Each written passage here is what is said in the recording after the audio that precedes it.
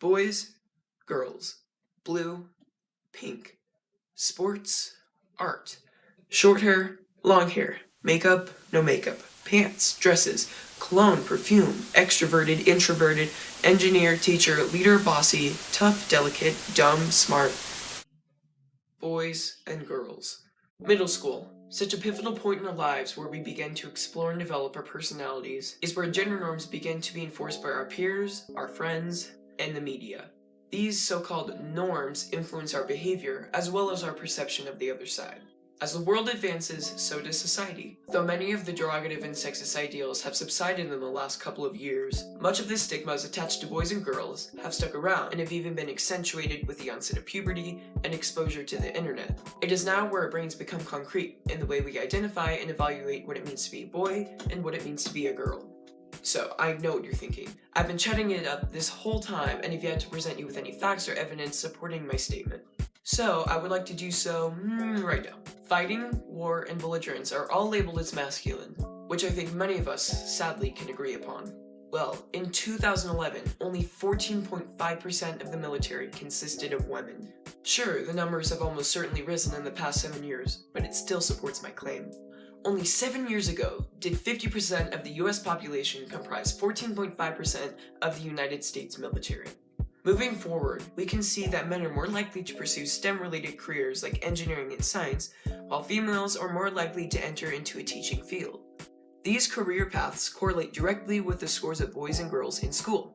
Boys are better at math, girls are better at language arts. With this information, we can see that the divide between boys and girls is not limited to a social environment, but rather stems from one, dictating the lives of people around the globe. But let's not get ahead of ourselves. Both you and I know that changing the world at my age is nearly impossible. But what if I could make a change in our school? I decided to interview students and peers at Challenger Middle School to get their opinions on the gender gap. To begin the interviews, I asked each of them what came to mind when they thought of boyish subjects. I think of social studies and math also. Math and science, actually. Sports, I guess. Normally, I would think of PE, social studies, because I'm not very good at it. Math, maybe, a little bit of PE, that type of stuff. PE. Like maybe some like history. When I think of boys subjects, I think like math or science. Likewise, I asked them to name some girly subjects. Writing and language arts and anything related to art. Language arts. This is just my opinion. I'd think of language arts and literacy. Like language arts, or just like if like the typical blonde. Oh, I'm not good at anything. Things like dancing or lacrosse. I am so sorry, Ryan. Edging into more of the social stereotypes and stigmas, I asked them for examples of boyish behavior. Being obnoxious and rambunctious, and lots of people would say gross, like burping and stuff. Laughing at messed up jokes or going out and playing football, and when someone falls, they laugh. Look at my muscles. Guys are supposed to be more athletic, standing in the way of everything, and not really focus on school. If you're a guy and like have your hair short and try to act all like mean and tough and tall, like in charge of everyone. The chest bump thing, and like calling each other bro and saying dude and stuff. Being like loud and not really caring. And also disrespecting girls. I later asked for some girly behaviors. Things that I find annoying. Talking, like saying like a lot, going, yeah, like, like with that voice, even though that's not really what they sound like. And wearing all this makeup and, I don't know, not doing their work. Putting on makeup in the middle of school. Girls, they usually have their hair like long and they try to act all pretty and stuff. Going to the bathroom together. That. Yeah, I guess. I mean, I don't do anything to my hair aside from like comb it occasionally. That's it. So. Is my hair perfect? Oh my god, I have a pimple! Probably applying makeup, talking in high voices, laughing in high voices. We're supposed to have high voices. I am definitely not one of them because I have a pretty low voice. And then, I told them to run like a girl. I assumed that, with the stereotypes so embedded within our minds, everyone would run as society taught them girls ran like. To my surprise, both Taylor and Josephine refused to run, stating that it was not girly. Hypothetically, we're not supposed to run. We're supposed to sit still. I was about to walk. It's not girly.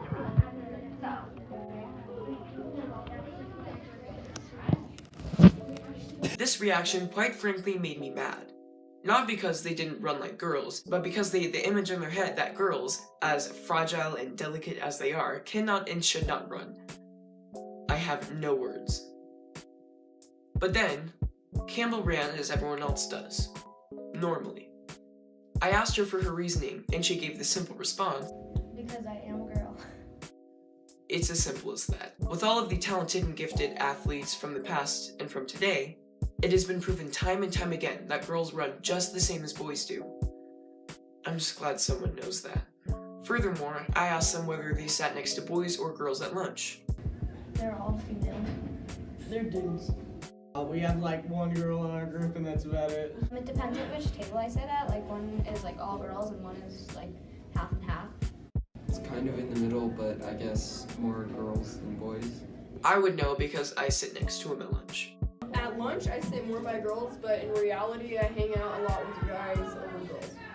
Again, I would know because I sit right across from her at lunch.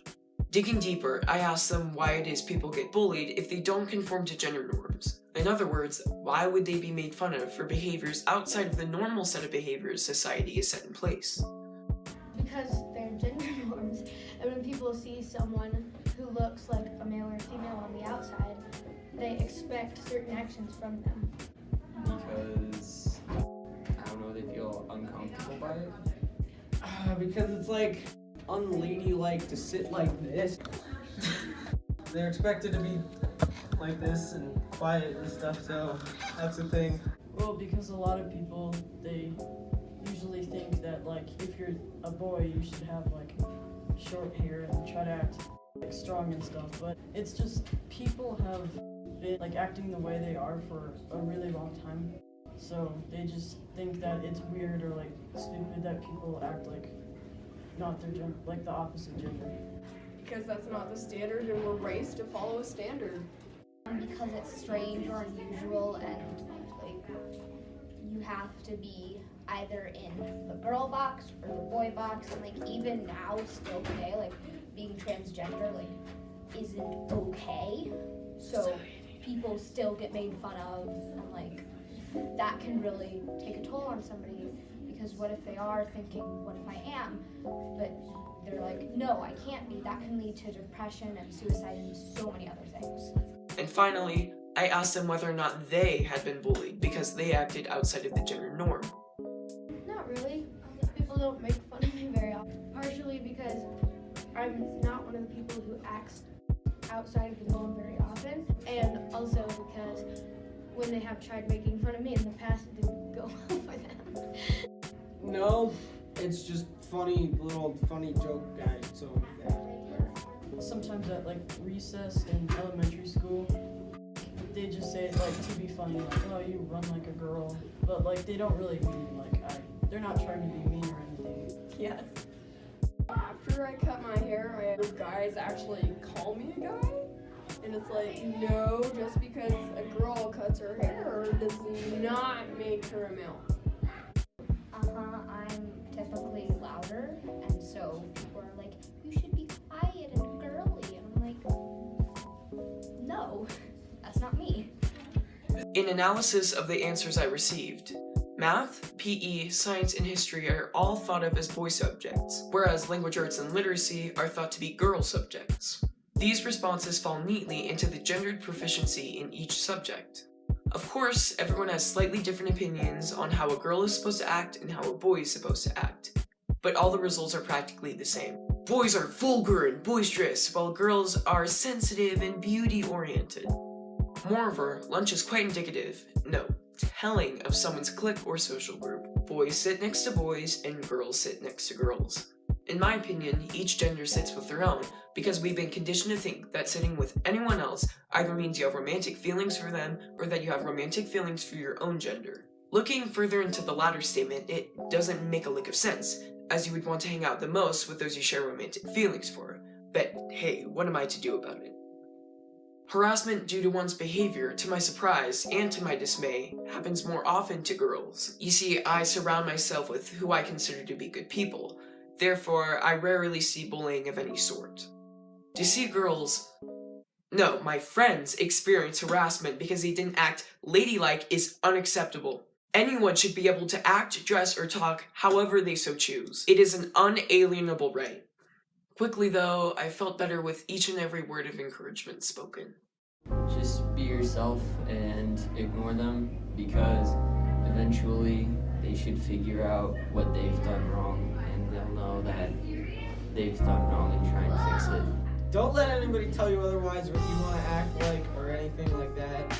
If people are making fun of you, just ignore them. I'm not gonna say be yourself because everyone says that. It's in every movie.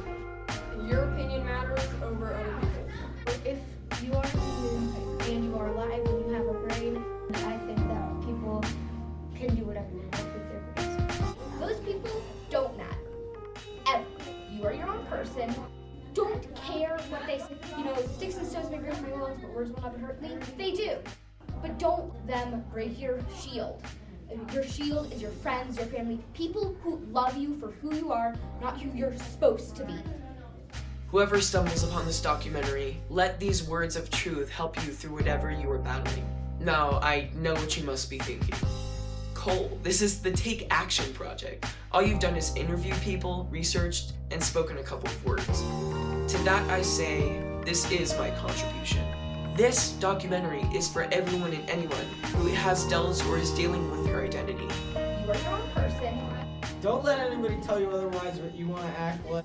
Just be yourself. Don't let society tell you anything else.